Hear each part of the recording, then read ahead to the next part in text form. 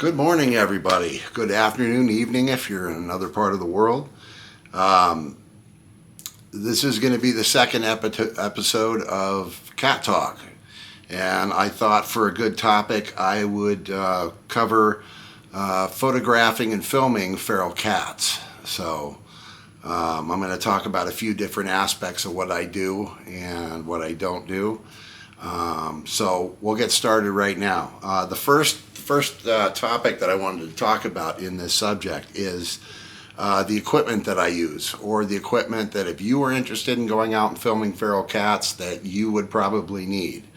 You know, the first thing you're going to have to understand is that feral cats, they're very skittish. They're not socialized to people. They don't like being around people.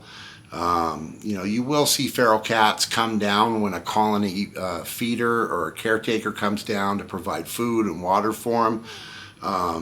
This kind of interaction between ferals and humans takes time to develop. So the cats that you see that do that are cats that have become accustomed to their caretaker, their feeder. They can even recognize the sound of their vehicle when they pull up.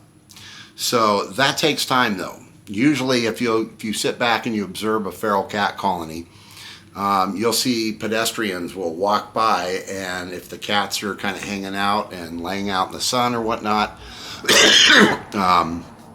they tend to scatter. They'll scatter and go up and hide wherever they hide. And that's the typical response that you get from ferals. So as far as equipment, a zoom lens is a necessity. You have to be able to zoom in close enough to get good video or good photos without startling or scaring the animals and getting the cats to take off and hide. So the lens that I'm using right now is a 55 millimeter to 210. I'm in the process of acquiring a 70 millimeter to 300, which I think is going to work a lot better. But I would say that the minimum requirements would be a 50 to 400, a 100 to 400, somewhere in that range. You want to put some distance between yourself and the cats. Lenses like, anything that's wide angle, not going to be very good for filming feral cats. Unless you're one of those people that the cats actually have gotten to know and they come up to you, then you can pretty much use any lens you want. But telephoto lenses are probably the most important thing that you're going to need to get good quality still photos of cats and get good video. So as far as cameras, doesn't really matter. I've seen people get really good videos of cats using compact cameras. I started out, if you look back at the beginning of this channel, I started out using a Canon, I think, what was it, an SX710 HS.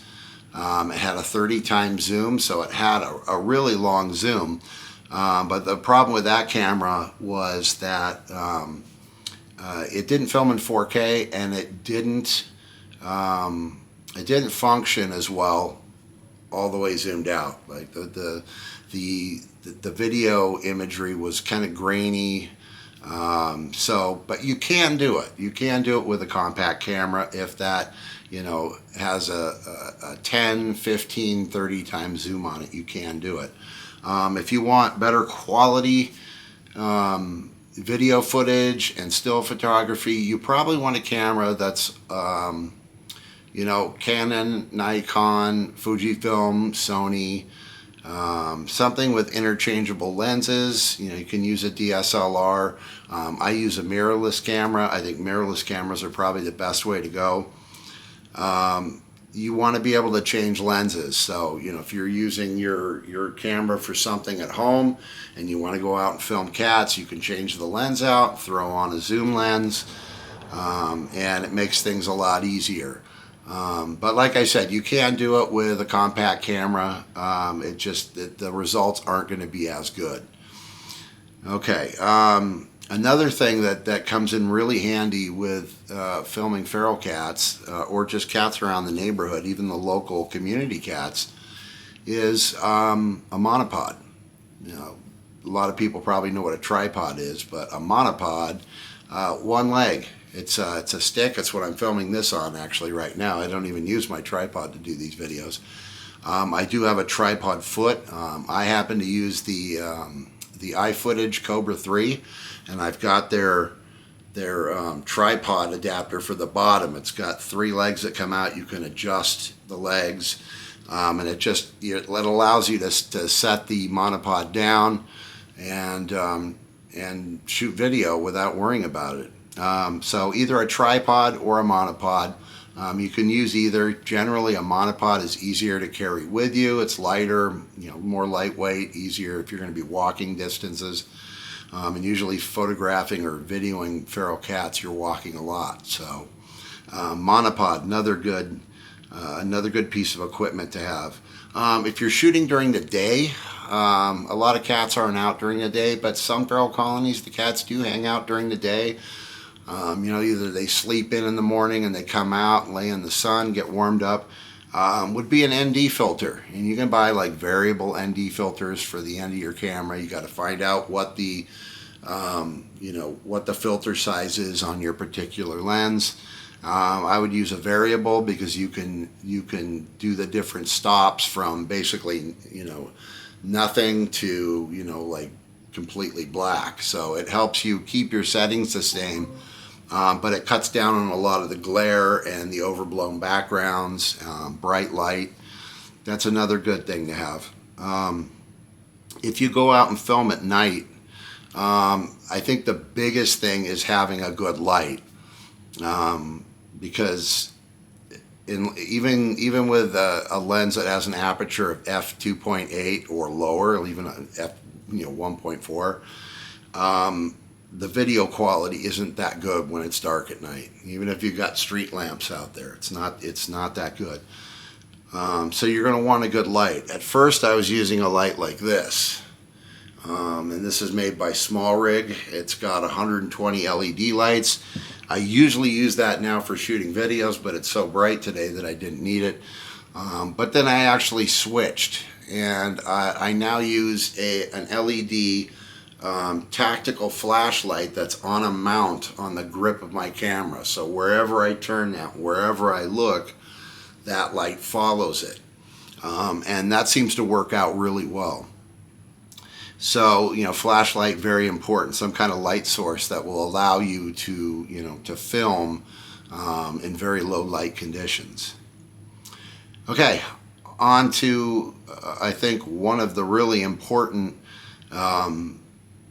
aspects of filming feral cats, and that's not disturbing the cats. When I go out to these cat colonies and I walk around and I film ferals, I try not to disrupt their routine, disrupt them. I don't try and get close to them and touch them. I use a zoom lens, and I kind of try and just catch the cats being cats, doing what they do regularly. So there's very little interaction between me and the feral cats that I'm filming. When you approach feral cats, it stresses them out. So, if you're trying to get up close to them to film, it makes them uncomfortable. I don't know if you've ever tried filming feral cats, but they'll run under fences, they'll climb up fences and jump and leave. It really stresses them out. So keeping a good distance and allowing them to carry on with their daily routine, I think that's extremely important. All right. Okay, so time of day and night to best film feral cats.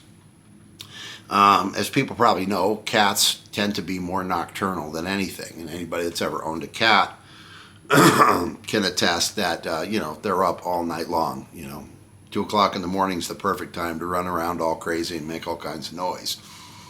So you want to plan your trip out to film these feral cats I've found that the best times is early in the morning, like right as the sun's coming up. I head down to the feral colony, and I'll film there until an hour after sunrise. In fact, that's probably when I get some of my best video clips. Another time is at night, and if you're using a light, you can go out at night. It doesn't really bother them. They don't really care. I mean, you'd think shining a flashlight on a cat at night would upset it and stress it out, and the cats don't care. They carry on doing what they're doing, and they just kind of ignore it. So I would say probably early in the morning, dawn is the best time to go out and look to shoot feral cats, because you can use natural sunlight as the sun comes up, and you get a higher quality video and better quality still photos when you shoot in the early morning. So yeah, that's pretty much it for that time of day. I would absolutely say that morning time is probably the best. If you do go out at night and you use a spotlight with your camera gear, you can get some good video, and you can. I don't know about still images. I've never taken photographs. When I went down to the colony at night, it's always videos. But I would assume that the still photography quality is not going to be that good. Another issue is speaking with the colony feeders or their caretakers. If you're down at a feral cat colony and the feeders come up and it's time for them to feed their feral colony, talk to them. Introduce yourself. Tell them who you are. That you're not there to bother the cats, disrupt them. That you just want to take a few photos or a little bit of video. And 99% of the time, they're totally cool with it. They don't have a problem. They don't have an issue. As long as you're not harassing the cats or encroaching on the cats, trying to get that shot or get that video clip, which you shouldn't be doing anyway. There's generally never a problem. But it always works out really good. When you get to know the people that are caring for the particular colony that you're filming at. Maybe swap phone numbers, and if they're heading out to feed and there's going to be a lot of cats out, they can give you a little heads up and say there's going to be a lot of cats out tonight, and you can go out and film and and have better results that way. And the last topic I'd like to touch on is not divulging the location. It's really important that the location of feral cat colonies isn't put out there publicly. If you're filming cats and you're uploading it to YouTube or you're uploading it to other social media sites, don't ever put the location. And if you can, go in and do some editing on your film, after you've shot it. If you happen to have cross streets in there, if you happen to have a street sign that says where the location is, go in and kind of blur that out and edit that out. You got to remember, there's a lot of people out there that will do really bad stuff to cats. So by protecting the location of the cat colony, you're really helping to protect these guys. People just do messed up stuff, man. They go out there, they'll find out where they are, they'll go out there, throw rocks at them, try and scare them away, and worse stuff. So, if you're ever filming cats, don't ever give out the location of where you took your still images at or where you shot your video at, because it'll protect the the anonymity of that location. So, well, that's pretty much it for this episode of Cat Talk. So I hope you guys found that interesting. I go out all the time. I don't always post all the videos that I shoot or all the still images that I take. I've got folders full on my laptop, so but I really enjoy it. I enjoy filming these cats. I enjoy the fact that a lot of people out there like seeing them. I just kind of feel like if I can get one person out there who happened to have got a cat and they saw one of my videos and it kind of helped them come to the decision to get their cat spayed and neutered, then I think I've done a good thing. Then this channel was worth it. It's all worth it. Even just for getting one person to fix their cat, it was worth it. So, I'm going to continue to use this channel to push TNR and support TNR. And if you don't know what TNR is, please look it up. Please Google it. It's very important, and everybody should be supporting it, because that's how we eventually come to the day where there aren't any more feral cats out there, and it's because they weren't able to reproduce. I know that's kind of a long shot. I have a bad feeling about human nature, that there will always be people dumping their cats out there. But, if they're dumping spayed and neutered cats, they can't reproduce either. Not that I want to see cats being dumped, because it's absolutely horrible.